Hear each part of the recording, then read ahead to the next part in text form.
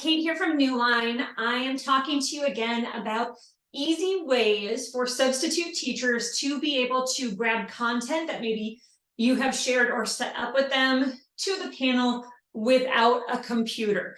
Like I said, I did some subbing in my time. You did not want me in your classroom. I'd have gotten you locked out of your computer for a year. So let me just play around on the home screen of the panel and have a fabulous time. So we've talked about working in the browser. We've talked about working with apps and having those kind of set up and ready to go. But let's talk about really easy ways to pull content in to the whiteboard. Because again, it's fun. Usually that is a place that people are going to want to go to do things with students really at any level, which is fantastic. So let's pop in there. So the whiteboard on the home screen of the panel, very easy to access.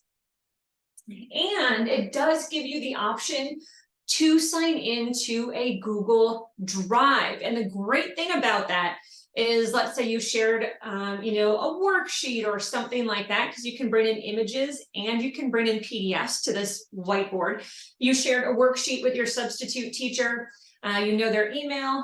I'm going to guess they probably have a smartphone with a camera, and that will allow them to use their own device that they're very comfortable with to grab content that you sent directly to them. So if I want to, or what they can do is I can go ahead and I can just scan that QR code and I can follow the prompts. Again, something that is probably familiar, so that way they're going to have success. We want them to come back. We want them to come back and work for us again. So we want them to be successful. They can go ahead, they can get signed into the Google Drive that they're using, which is great because they can use their account.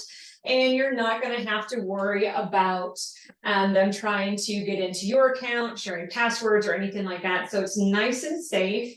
And the great thing about the whiteboard on our home screen is it will automatically log you out if you are away from the whiteboard for a period of time. If the panel powers down, maybe as a substitute teacher that's going to be going to a couple of different rooms. I'm going to show you on my phone here. I have the ability to sign out from my device. So if I'm just running out of one room and going into the next, I can sign out as I, run through the hallways, trying to get to all of the appointments to cover for all of the teachers. So you can see I got signed in here, which is fantastic. I'm going to go ahead and just close that welcome window. And now that I've gotten signed in, of course, let me grab some thick ink so it's easier to see. I have that file in cloud down on the bottom of my screen. The icon, of course, draw that out so make it a little bit easier to see. It looks like this. That is my Google Drive. So again, my content, I know where I keep things and store things and all that kind of great stuff, but I can go in here. And of course, I can scroll down. All of my content is in here. Great thing about it, any PDF and any image are going to be in here.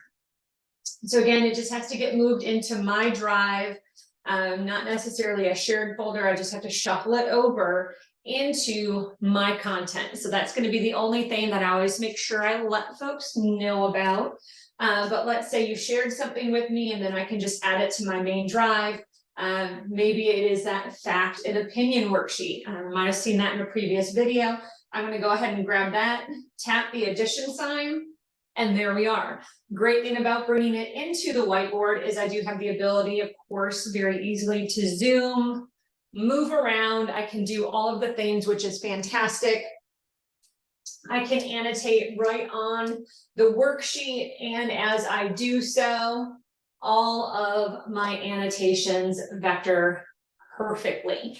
So that's just another way, again, for folks to use something that they are probably familiar with, like their own device, getting logged into their own account. So they're not trying to remember, other passwords, and there doesn't have to be any, different kind of password sharing, very, very safe, which is fantastic. So you can share content remotely, send it over to them. They can get logged in, pull in those PDFs, and again, keep the day rolling. So hopefully that also gives you just another idea of how you can share content set your substitute teachers up for success, but also make it very safe for them to grab content and not worry about locking you out of anything because they don't know the password. So keep the questions coming. We'll talk again soon.